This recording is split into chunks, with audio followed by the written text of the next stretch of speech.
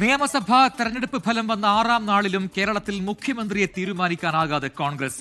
അനുനയ നീക്കത്തിന് KC വേണുഗോപാലും VD സതീശനും രമേശ് ചെന്നിത്തലയും വഴങ്ങാതിരുന്നതോടെ തീരുമാനം AICC അധ്യക്ഷൻ മല്ലികാർജ്ജുൻ ഖർഗെ, രാഹുൽ ഗാന്ധി എന്നിവർക്ക് വിടുകയായിരുന്നു.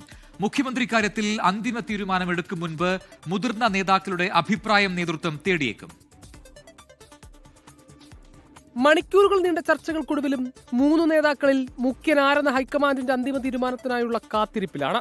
സോണിയാഗാന്ധിയുടെയും കേരളത്തിലെ മുതിർന്ന കോൺഗ്രസ് നേതാക്കളായ AK Antony, VM Sudheeran, K Muraleedharan എന്നിവരുടെ കൂടി അഭിപ്രായം പരിഗണിച്ചാകും ഹൈക്കമാൻഡിന്റെ അന്തിമ തീരുമാനം.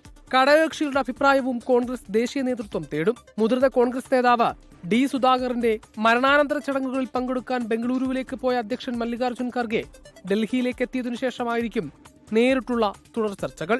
മുഖ്യമന്ത്രിയെ ഉടൻ പ്രഖ്യാപിക്കുമെന്ന് KPCC അധ്യക്ഷൻ സണ്ണി ജോസഫ്. ശുഭോദർക്കമായ ചർച്ചയും തീരുമാനമാണ്. തീരുമാനം ഹൈക്കമാൻഡ് അറിയിക്കും. അതിൽ വിവാദ നടപടികളെല്ലാം ഒഴിവാക്കാൻ വേണ്ടി പ്രത്യേകം ഞങ്ങളെല്ലാവരും ചേർന്ന് ആവശ്യപ്പെട്ടിട്ടുണ്ട്. അതിൻ്റെ പ്രതിഫലനം കണ്ടു തുടങ്ങി. നല്ല തീരുമാനം ഉണ്ടാവും. നേരത്തെ ഉണ്ടാവും ഞാൻ കരുതുന്നു. അത് പറയുന്നില്ല. വേവുവോളം കാക്കാമെങ്കിൽ 6 വോളം കാക്കാമെന്ന് K മുരളീധരൻ. ഇപ്പോൾ പുതിയ ആൾക്കാർ വന്നു. പുതിയ ആൾക്കാർ വരുമ്പോൾ ചില അഭിപ്രായ വ്യത്യാസങ്ങളും തർക്കങ്ങളും ഉണ്ടാവും. അതൊക്കെ പരിഹരിക്കാനുള്ള മാർഗങ്ങൾ കോൺഗ്രസിലുണ്ട്.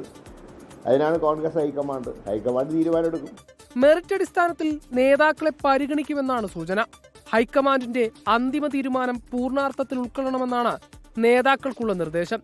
അതിനിടെ ഡൽഹിയിലെത്തിയ MP കൊടിക്കുന്നിൽ സുരേഷ് കോൺഗ്രസ് അധ്യക്ഷൻ മല്ലികാർജ്ജുൻ ഖർഗെയുമായി കൂടിക്കാഴ്ച നടത്തി. 24 ഡൽഹി.